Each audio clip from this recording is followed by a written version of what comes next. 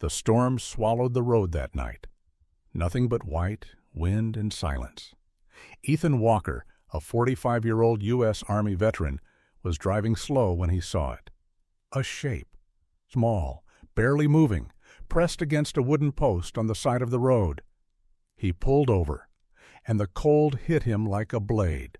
But what he found hit even harder. A German Shepherd mother, tied so tight she could hardly breathe, her fur frozen solid, and at her feet, 4 tiny newborn puppies covered in snow, completely still. Ethan dropped to his knees, scooping them inside his coat, trying to warm whatever life was left. Then the mother lifted her head. She didn't growl. She didn't flinch. She barked toward the dark woods, sharp, desperate, terrified, not warning him off, warning him about something else. What Ethan discovered in that moment would not only shatter him, it would change an entire family's fate. Before we begin, hit like, share, and subscribe. And tell me, where are you watching from today? Winter pressed against the world with a cold that felt almost personal, the kind that settled into the bones of anyone unlucky enough to be outside after dark. Ethan Walker gripped the steering wheel of his old Ford Explorer as the snowstorm thickened around him. At 45, he carried the posture of a man shaped by years of discipline, a former U.S. Army combat engineer whose broad shoulders and steady hands betrayed both strength and a quiet exhaustion. His dark brown hair, dusted early with gray at the temples, peeked out beneath the hood of his jacket, and a trimmed beard outlined the edges of a face weathered by deployments, sleepless nights, and decisions no man should have to make. Ethan was calm by nature, but solitude had carved into him a stillness that bordered on ache, especially on nights like this. He was returning to the city after visiting his elderly mother, a soft-spoken widow with silver hair and a gentle smile that survived every hardship except loneliness. Ethan had promised he would visit more often, but promises were easier to make than to live. The wipers beat against the windshield. Snow spiraled in frantic loops under the headlights. Ethan leaned forward, eyes narrowed, scanning the narrow forest road near Milford, a small, quiet town tucked between pine ridges. Most people didn't drive this late in winter storms. He shouldn't have either, but he wanted to make it back before dawn to avoid the memories that always haunted him on long nights, the sound of metal folding after an explosion, the last breath of a friend whose hand he couldn't let go of, the guilt that clung to his soul even after the uniform came off. A shadow flickered at the edge of the road. Ethan's heart tightened instantly. His instincts, sharp, conditioned, forced him to slow down. He angled the headlights, expecting maybe a fallen branch or a deer, but what the light revealed froze him harder than the wind ever could. Beside a wooden post, half buried in drifting snow, was a German Shepherd, a mother dog, perhaps 2 or 3 years old, her coat a mix of sable and black. Her fur clung to her in icy mats, stiffened by frost. A rope cut harshly into the thick ruff around her neck, tying her tightly to the post. Her body trembled violently, ribs rising in shallow, desperate breaths. She was clearly underweight, and the fear in her amber eyes trembled between panic and trust, an expression only animals abandoned by humans truly knew. But worse, so much worse, lay beneath her. 4 tiny puppies, no more than a few weeks old, huddled together in a fragile mound of snow. Their fur was thin, their bodies motionless except for weak, uneven twitching. Frost clung to their eyelashes like tiny crystals of despair. Ethan stepped out of the vehicle, the cold instantly burning his lungs.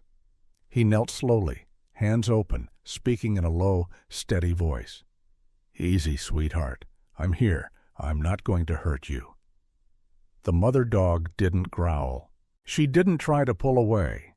She simply watched him with a look that shattered something deep inside his chest. An acceptance shaped by suffering, as though she had decided long ago that kindness might never come yet still hoped it would. Ethan shrugged off his heavy jacket and wrapped it around the shivering pups. His fingers, stiff from the cold, gently lifted each small body and checked their breathing. "Stay with me," he whispered, voice cracking despite himself. He pulled out his phone and dialed emergency veterinary services. When the operator asked for the situation, Ethan swallowed. "I've got a German Shepherd and 4 pups in hypothermic distress. Location is—" He paused, glancing around. The forest around him felt too quiet, suffocating in its silence. "Milford Ridge Road, 1 mile before the turnoff." The operator assured him a rescue unit was en route. Ethan hung up and turned back to the scene, his breath thick in the frozen air. Something gnawed at the back of his mind, a feeling he had learned to trust during his years in uniform. So he rose slowly, stepped around the wooden post, and examined the ground. Snow had been disturbed, not in the chaotic way of animals, nor the straight paths of snowfall, but in long, uneven streaks, drag marks. He crouched lower. Footprints accompanied them, boots size large, the treads sharp and recent. He brushed the snow away with his glove, revealing the deeper, fresher impressions beneath. Whoever had been here hadn't left long ago. Hours, maybe less. The rope binding the dog was new, clean, untattered by long exposure. Someone had brought the mother and her puppies here deliberately, someone who didn't want them found, or didn't care if they survived. Ethan's jaw tightened, breath clouding in the cold. His combat instincts hummed back to life. "Who did this to you?" he whispered to the shivering dog. The mother looked toward the dark line of trees as if answering, and Ethan Walker, soldier, survivor, reluctant wanderer, felt the first chill of a truth he wasn't yet ready to face. This wasn't an accident. Someone had been here, and they might still be close. The storm deepened as Ethan Walker carried the 4 fragile puppies toward his SUV, their tiny bodies barely more than trembling bundles beneath his jacket. The interior lights of the vehicle cast a warm golden glow as he gently placed them on the back seat where the heater blasted at its highest setting. Steam rose faintly from their damp fur. Ethan's breath shook as he exhaled. Even after years in the Army, after nights spent in deserts and firefights, the sight of creatures clinging so desperately to life still carved a tight pain into his chest. He turned back toward the mother dog. She had not moved from where he had first found her. Even freed from the crushing cold around her pups, she stood swaying on weak legs, her tail low, her fur stiff with frost. Her ears twitched at his approach, not out of fear, but out of a lingering instinct to protect her children. Ethan knelt beside her. "Come on, girl," he murmured, sliding one arm beneath her chest. "Let me help you." She did not resist. She didn't even try to limp away. Instead, she lifted her head slightly toward the dark tree line, as though pointing the way to something unresolved, something urgent. Her amber eyes reflected more than exhaustion. They held warning, yearning, and a silent plea he didn't yet understand. Ethan paused, following her gaze. Beyond the edge of the road, the forest was a wall of black. The pines bowed under the weight of snow. The wind rattled their branches like bones whispering secrets. But nothing moved. No shadows shifted. No footsteps crunched through fresh drifts. Still, his instincts stirred again, the same instincts that had saved him more than once overseas. Something was wrong here, something unfinished. He set the thought aside long enough to lift the dog into his arms. She was lighter than he expected, her ribs sharp under his forearm, her breathing shallow. As he approached the SUV, the engine humming low against the blizzard's roar, he caught sight of something half buried in the snow between 2 narrow brush marks. A glove. Ethan lowered the dog carefully onto the passenger seat, then crouched and brushed snow off the object. It was a thick winter glove, dark gray wool blend, the kind sold cheaply in convenience stores. He picked it up and winced. The interior was faintly warm. Not the natural heat that lingered hours later, but immediate warmth. Fresh warmth. Someone had been here minutes ago.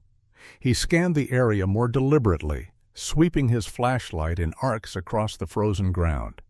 Snowflakes billowed in the beam like drifting ash. That was when he saw it, faint but undeniable, a long drag mark stretching into the woods. It was uneven, as if something heavy had been pulled, zigzagging unpredictably. The snow around it showed scattered footprints, overlapping in different angles and depths. The tracks were messy, chaotic, like someone pacing, doubling back, or struggling. Ethan's pulse kicked harder. Memories flashed. Search missions, wounded comrades dragged across sand, the frantic scatter of footprints after ambushes. His throat tightened. "What happened out here?" he whispered to the night.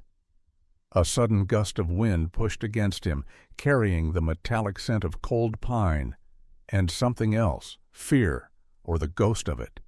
He stood slowly, eyes narrowing as he traced the drag marks toward a thicket.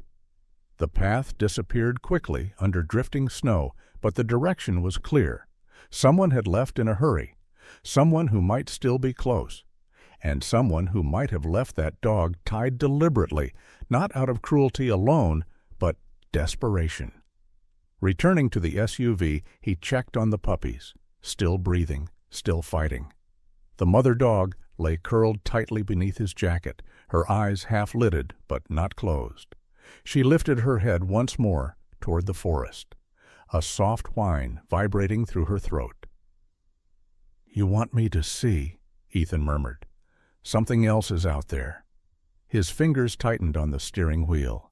He felt the familiar weight of responsibility settle over him, the same weight he had felt the day he lost his closest friend in uniform, when he had promised himself never to walk away from someone in need again.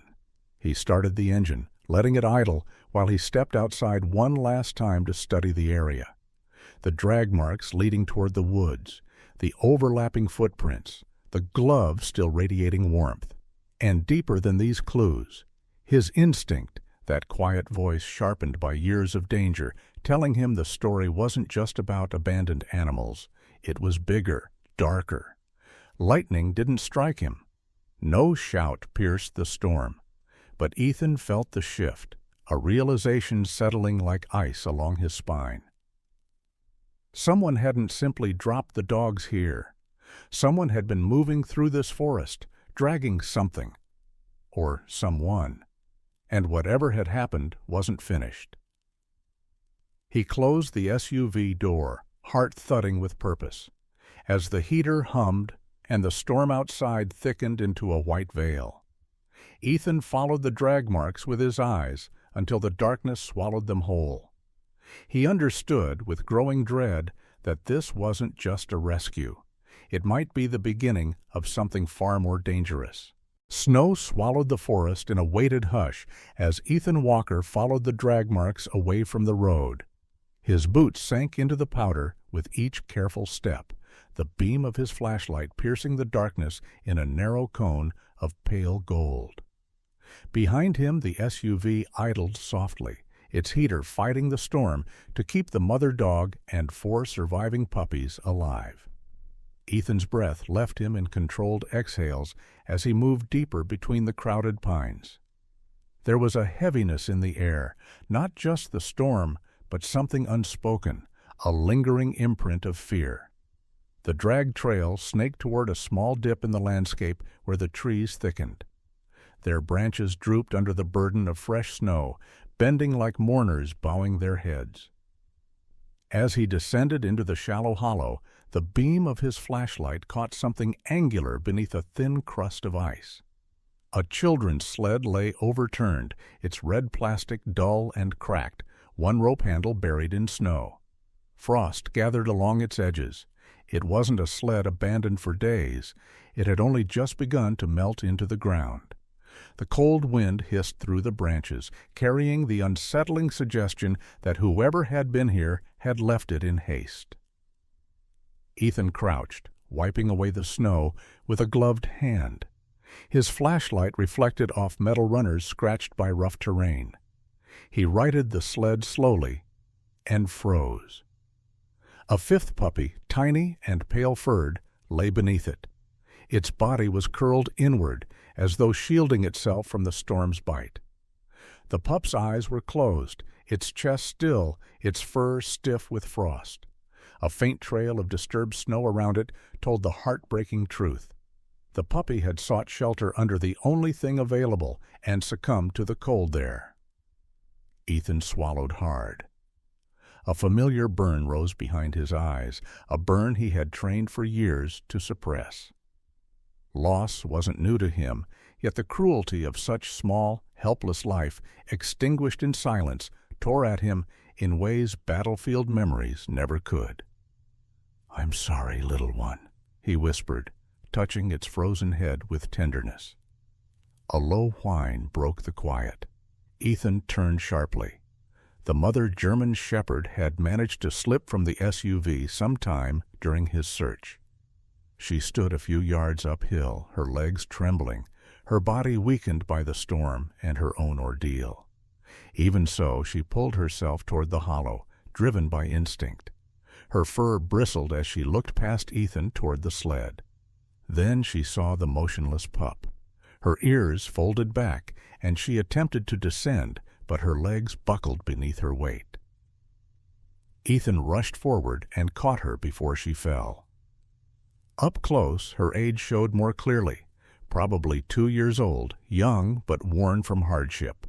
Her ribs were pronounced, her paws cracked from cold and lack of care, yet her eyes held a fierce maternal clarity. She nudged Ethan's chest weakly, trying to reach her lost pup. "You tried to protect them," Ethan murmured, lifting her gently.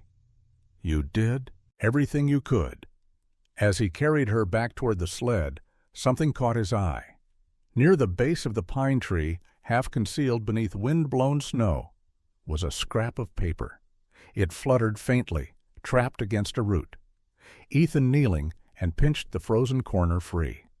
The paper was torn, its edges ragged, ink smudged by moisture. But the center held 2 legible words written in shaky handwriting. "Please save." He turned the fragment over. It had once been part of a larger note. His pulse quickened. Whoever left this had been desperate enough to write in haste, perhaps during the storm itself. He tucked the paper inside his jacket for protection.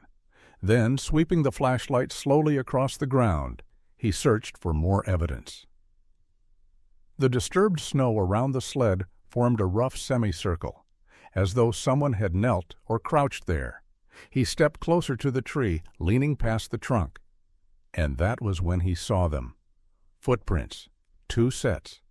One set was small, unmistakably belonging to a child, deep at the toe, as if the child had been running or stumbling. The second set was larger, adult-sized, the heel prints wider, angled in ways that suggested weight and urgency. But the direction was the most troubling. The footprints didn't lead into the forest. They led out of it, straight toward the distant, sloping terrain beyond the pine line, away from the road, away from help. Ethan's breath steadied as instinct sharpened. He replayed the visual layout. The sled overturned, the note fragment, the puppy hiding beneath, the mother dog tied far behind at the roadside. This wasn't random.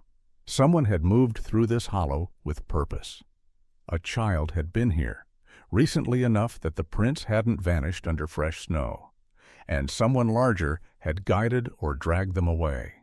Ethan closed his eyes briefly, letting the sound of the storm fade beneath the pounding of his pulse. Memories of carrying wounded comrades resurfaced, footsteps staggering under weight, boot prints muddled in the sand, the urgency of getting someone somewhere safe, or somewhere hidden. When he opened his eyes, determination had replaced hesitation. "There's more to this," he murmured to the mother dog, "and I'm not walking away." He lifted her once more, and began the ascent back to the SUV. Behind him, the hollow remained still, the sled half buried again by new snow. But the trail of footprints, child and adult, lay etched into the white like a whisper of truth, waiting to be uncovered. Ethan understood the direction clearly now. The tracks were not retreating deeper into danger, but leading away from the forest, suggesting someone had escaped something inside, or fled towards something even worse. Snow drifted across the roadside in restless sheets as Ethan Walker returned to the spot where he had first discovered the mother dog and her surviving pups. The storm had thickened into a pale curtain, diffusing the world into shifting shadows and dim silhouettes. His footprints from earlier were already half-filled, erased by nature's indifferent hand. The SUV idled behind him, its engine humming softly as a faint warmth glowed through the frosted windows where the dogs rested.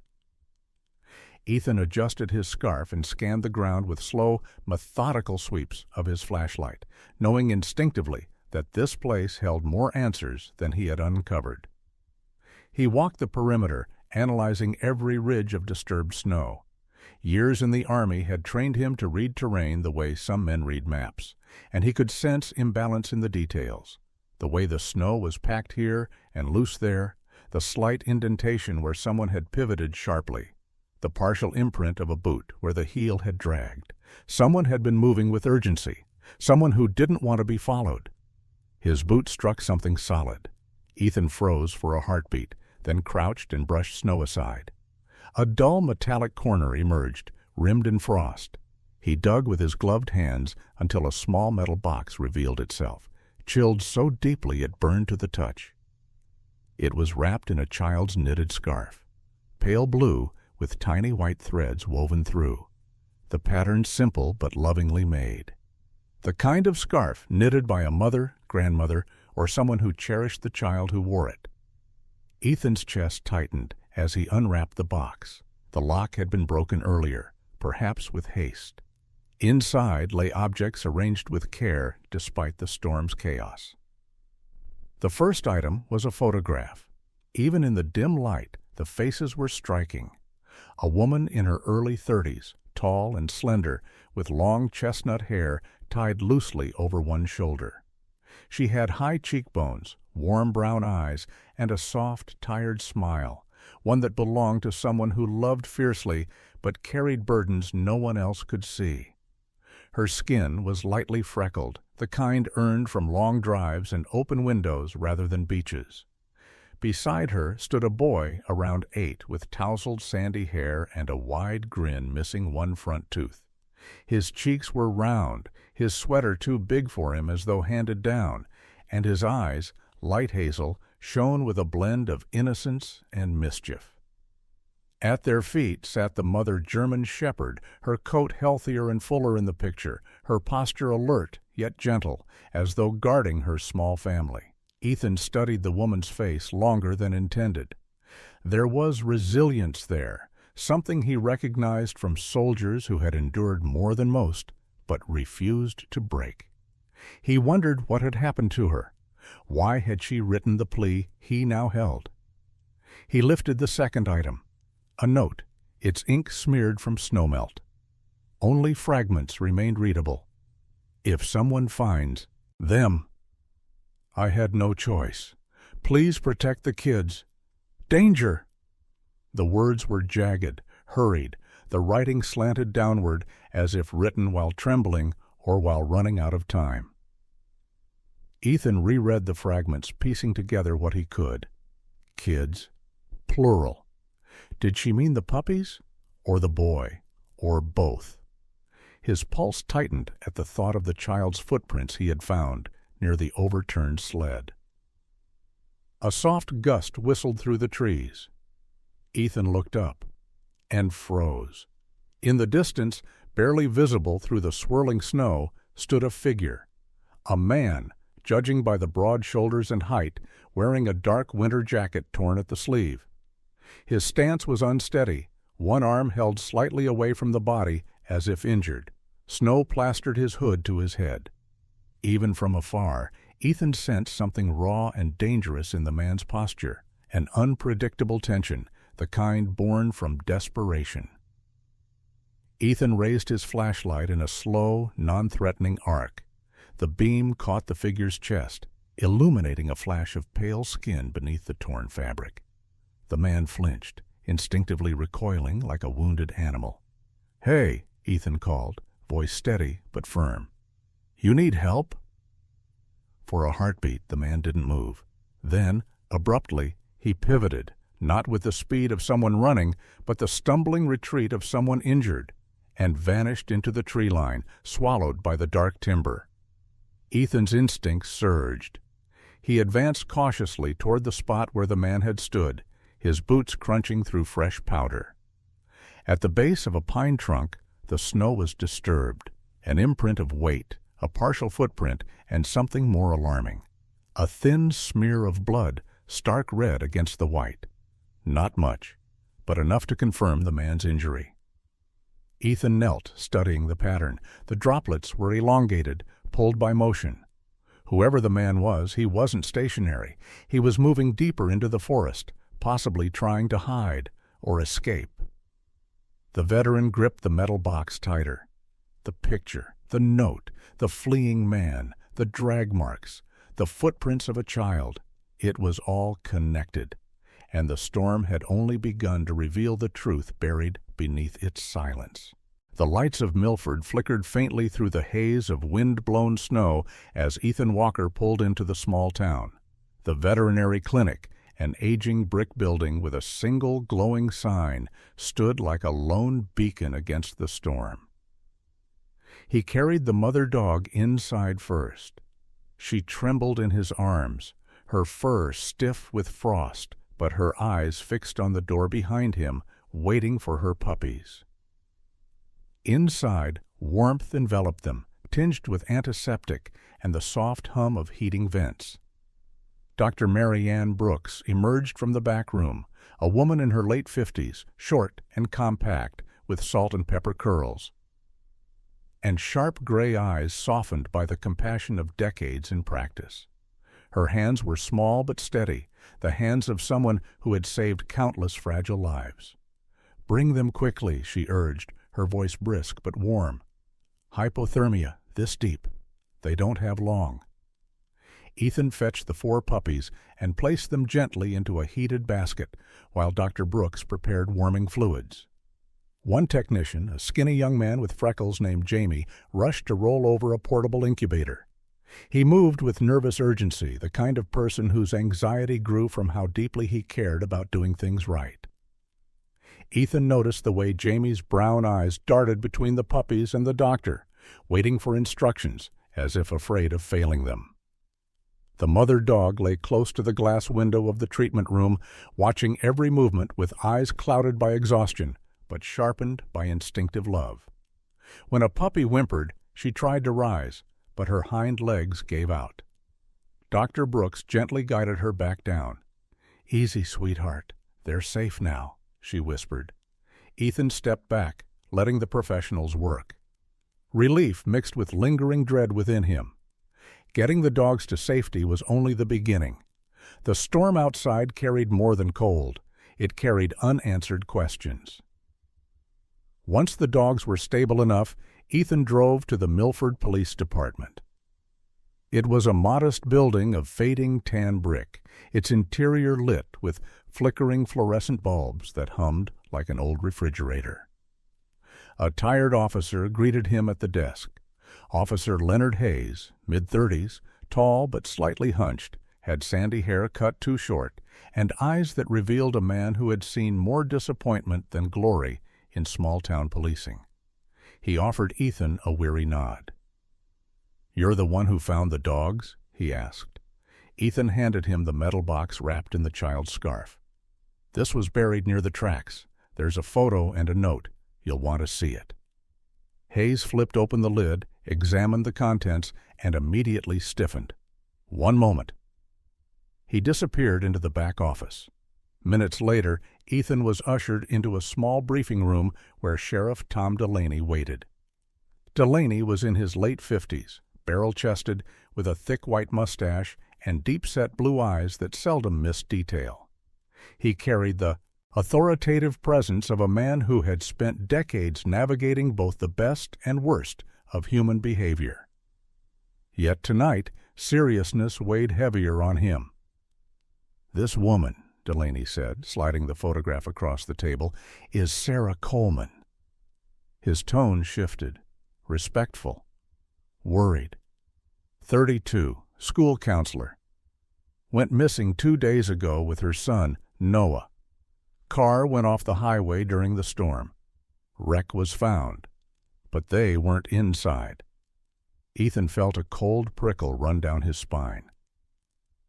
Delaney continued, "We've been searching the area, but the blizzard wiped out most tracks.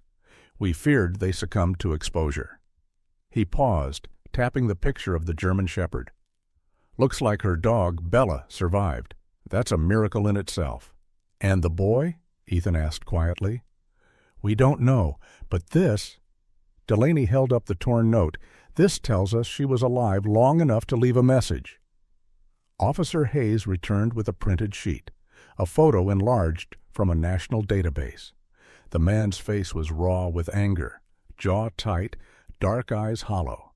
He looked to be in his late 30s, with coarse stubble shadowing his cheeks and a scar running over one eyebrow. His name? Eric Coleman, Sarah's ex-husband. Delaney's expression hardened. "Eric's history is rough. Grew up in an abusive household. Joined a construction crew young. Got a reputation for temper and control issues. Sarah left him last year, filed for full custody. He didn't take it well. A warrant was issued after he broke a restraining order 2 months ago." Ethan stared at the photo. The shape of the man's jaw, the broad shoulders, the intensity burning in his eyes. He had seen this silhouette earlier, standing wounded in the snow. "That's him," Ethan said. "I saw him in the forest. He ran." Delaney and Hayes exchanged grim looks. Hayes turned to his computer. "Let me check Sarah's phone records. Maybe GPS. If the device pinged anywhere near—" He froze, staring at the screen. "Sheriff, you need to see this." Delaney leaned in. "Mule." The screen displayed a timestamp and a location. Sarah's last GPS signal, recorded before her phone shut down in the storm. The coordinates matched exactly the spot where Ethan had found the mother dog and her puppies. Ethan felt the weight of the discovery settle heavily on his shoulders. He wasn't just entangled in a rescue of abandoned animals. He had stepped into the outer edge of a far more dangerous story, one that involved a missing mother, a child, and a man capable of anything when cornered. And the storm outside wasn't finished yet. The wind had softened by the time Ethan Walker returned to the veterinary clinic, though the cold still clung to the town like a warning that the night's troubles were far from over. The windows glowed with warm yellow light, a fragile contrast to the icy world outside. As Ethan stepped into the treatment room, the soft hum of machines greeted him, along with the quiet breathing of the recovering puppies. The mother German Shepherd, Bella, as he now knew from the photo, lifted her head the moment she sensed him. Her eyes were clearer than before, no longer dulled by exhaustion. When Ethan approached, she slowly pushed herself to her feet. Her legs wobbled but held. Dr. Mary Ann Brooks, standing beside the counter reviewing charts, looked up in surprise. "She shouldn't be moving yet," the veterinarian murmured, concern tightening her features, but Bella's determination overruled any attempt to restrain her. The dog stepped toward Ethan, nudged his knee, and tugged gently at the cuff of his jeans with her teeth, not pulling, guiding. Ethan crouched. "What is it, girl?" Bella turned her head toward the door, then back at him, her chest rising in a steady but urgent rhythm. She didn't bark, didn't whine. She simply waited. Dr. Brooks folded her arms, resigned. "She remembers something, and she wants you to follow." Minutes later, Ethan stood outside with Bella at his side, now wrapped in a thick emergency vest provided by the clinic. Sheriff Tom Delaney arrived in a snow-dusted SUV accompanied by 2 officers. One of them was Deputy Laura Keene, a tall woman in her early 40s with straight, dark hair pulled into a low braid. Her expression was cool and analytical, the type of officer shaped by years of making hard decisions. She nodded at Ethan. "Sheriff said you saw the husband earlier. Until we know where he is, assume he's dangerous." Ethan agreed. He felt a protective heat rise in his chest, not anger, not fear, just the old instinct waking again, the one the military had trained into him. Safeguard life at any cost. Bella walked ahead, nose low to the snow, her body moving with a mix of weakness and purpose. The group followed her toward the northern tree line, their flashlights cutting tunnels of pale light through the darkness. They didn't walk far before Bella stopped abruptly at a mound of snow beneath a bent pine branch.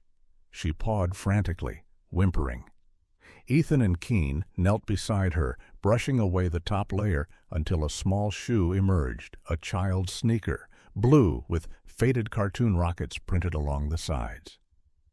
Delaney exhaled sharply. Noah's size. Next to the shoe was a thin streak of frozen blood. Not a pool, just a trail, like someone had been bleeding lightly while moving. Keene examined it with a gloved hand. "Not fresh," she muttered. "Hours old, maybe last night." Ethan's jaw tightened, meaning he might still be alive. Bella sniffed again and trotted a few feet. Ahead, pausing near a snowbank where something black glimmered beneath fractured ice. Ethan brushed it free. A smartphone, the screen cracked like a spiderweb, but still faintly lit. Delaney handed it to Officer Hayes, who'd joined the group with an evidence bag. Hayes carefully powered it on. The screen flickered, struggling against the cold, then displayed a message thread. The final message read, "Mom said hide. Cabin." "He's coming back." Keene swallowed. So Sarah was alive long enough to tell him where to go. Delaney rubbed his forehead. A cabin. Could be any of a dozen old structures out here. Many aren't even on county maps. "GPS?" Ethan asked. Hayes tapped the screen.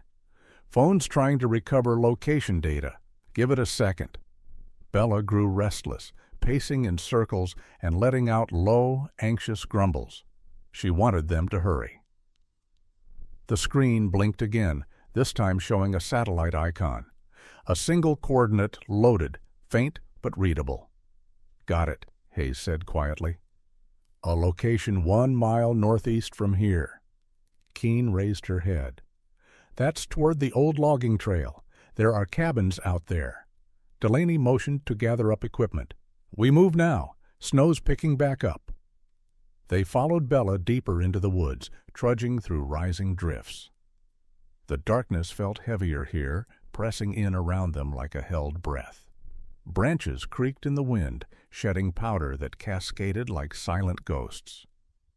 The group checked compass bearings, GPS markers, and tracks intermittently. Their breaths puffed like steam from locomotive stacks. When they neared the point where the coordinates pointed, Delaney ordered a sweep. "Eyes open. Husband's still out here somewhere." The team split into small search lines, moving through sparse trees and half-collapsed fences. Ethan stayed near Bella, who slowed as though sensing something ahead. Her ears perked. Her body stiffened. She stared at a barely visible stretch of snow near a crooked birch trunk. At that moment, Officer Hayes, who had wandered slightly left of the formation, halted abruptly. "Sheriff! Over here!" They rushed to him. In the snow lay a series of footprints, large, heavy, uneven. One foot dragged slightly, the heel carving longer grooves. Delaney crouched, jaw tightening. "An injured adult. These prints are fresh, maybe an hour old. And they're headed toward—" Keene turned her flashlight. A shape emerged from the darkness, a roof line, faint, lopsided. A cabin. The same cabin Noah's GPS had pointed to. Bella stepped forward, nose trembling, letting out a soft, trembling whine. The storm thickened again, and they realized Joshua, Sarah's missing son, might be inside. But so might the man chasing him. Snow swallowed the trail ahead as Ethan Walker and the search team pushed deeper into the forest, their breaths rising in white plumes. Bella led them with renewed urgency, her paws sinking into powdery drifts as if every step carried the memory of her missing family. The storm thickened, muting sound, turning the world into a swirling tunnel of white. But through the gusts, the silhouette of an old hunting cabin finally emerged, a small structure built of dark, weather-worn timber, its roof sagging beneath heavy snow. A faint wisp of smoke curled from the chimney, barely visible, suggesting someone had attempted to keep warm inside. Sheriff Tom Delaney raised a clenched fist. The group halted. His voice dropped to a whisper. "We approach slow, no assumptions." Deputy Laura Keene moved to the left flank, her steps expertly light despite the snow. Officer Leonard Hayes circled wide, flashlight sweeping the edges of the clearing. Ethan stayed near Bella. The dog froze suddenly, muscles tightening. She sniffed the air, whimpered once, then trotted toward the door with growing insistence. Delaney gave Ethan a curt nod, permission granted. Ethan approached. The wooden door hung slightly ajar, disturbed by wind or by desperation. He pushed it open. Inside, dim firelight flickered weakly from a small iron stove. The air tasted of cold smoke and damp wool, and on the floor, wrapped in a thin blanket, lay Sarah Coleman. Sarah's appearance was heartbreaking. Once a tall, graceful woman with chestnut hair and warm brown eyes, she now looked ghost-like. Her hair was matted with frost, her lips pale as river stones, her breathing shallow. But she was alive. Her long eyelashes fluttered faintly with each breath, and despite the harsh cold, her face still held a softness that spoke of deep resilience. Next to her sat Noah, the 8-year-old boy from the photo. He was curled up under another blanket, cheeks flushed from cold, eyes wide with exhaustion and fear. His sandy hair clung to his forehead in damp strands. He held a cracked metal mug between trembling hands as though it anchored him to hope itself. When he saw strangers at the door, his eyes darted toward his unconscious mother protectively, fear sharpening into something almost fierce. Ethan knelt slowly. "Noah? My name is Ethan. We're here to help." Noah blinked, uncertain, then whispered through chattering teeth. "Mom," she wouldn't wake up. "I tried. I kept the fire going, but I'm not strong enough." His voice cracked, revealing the exhaustion of a child who had carried an adult's burden far too long.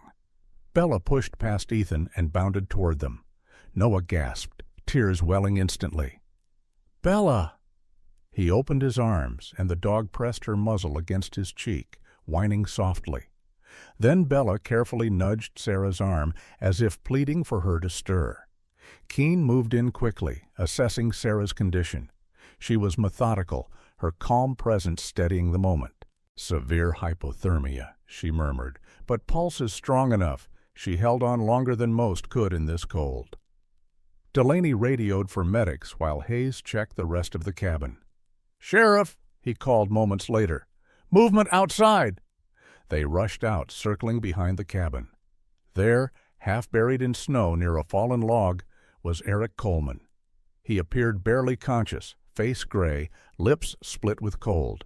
His jacket, already torn from earlier, was now stiff with frozen blood. His stubble-covered jaw trembled violently as he attempted to stand, eyes unfocused. Eric's appearance up close was jarring. Sharp cheekbones hollowed by days without proper food or rest, a scar above one brow, dark hair matted with ice. His expression was twisted with anger, but weakened by the cold. Years of violence and instability were etched into every line of his face. Yet in this state, he looked almost childlike, broken by the very storm he'd tried to use to his advantage.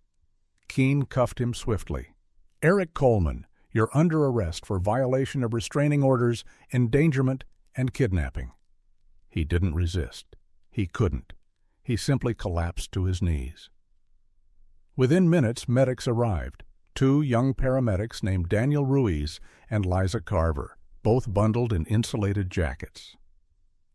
Ruiz, a sturdy man with warm brown eyes, lifted Sarah gently onto a stretcher, moving with the practiced gentleness of someone driven by instinctive empathy. Liza, smaller and quick-moving, wrapped Noah in thermal blankets, whispering reassurance as she checked his vitals. Her kindness softened the child's trembling. As Sarah was carried out, Bella walked beside the stretcher, ears pinned back, tail low, whining in fear for her owner. Ruiz allowed the dog to stay close. "She's family," he said simply. Hours later, in the warm glow of Milford General Hospital, Sarah slowly opened her eyes. Noah sat beside her, holding her hand. Bella lay at her feet, chest rising and falling in quiet relief. Ethan stood near the doorway, not wanting to intrude. When Sarah saw Bella, emotion broke through her exhaustion. She pulled the dog close, tears slipping down her cheeks. "You found them. You protected them." Bella nuzzled into her chest, letting out a soft whimper that sounded like a sob. Noah turned to Ethan, stepping forward on small, unsteady legs. He wrapped his arms around the veteran's waist. "You saved my family. And Bella, too." Ethan rested a gentle hand on the boy's back. "No, kiddo. Your mom's strength and Bella's love kept you alive. I just helped you get home." Outside, the storm finally quieted. And inside the small hospital room, hope, fragile, trembling, but alive, survived its longest night. In nights as cold and hopeless as that storm, it's easy to believe we walk this world alone. But sometimes miracles arrive in ways we do not expect. Through a loyal dog refusing to give up, a child's courage, or a stranger's kindness at the exact moment it is needed. And whether we see it or not, God often works through ordinary people, guiding our steps toward those who need saving most. Just like Ethan found Sarah and Noah in the snow. We, too, may be called to become someone's warmth in a freezing world, a voice, a hand, a prayer. And sometimes the miracles we pray for are already making their way toward us, slowly but surely, through the storm. If this story touched your heart, I invite you to share it with someone who might need a reminder that hope survives even in the coldest nights. Leave a comment and tell us where you're watching from. Your words might inspire someone else today. And if you haven't already, subscribe to the channel so you never miss another story of faith, courage, and the quiet miracles God places in our path. May the Lord bless you, watch over you, and bring light to every dark corner of your life. God bless you and your family.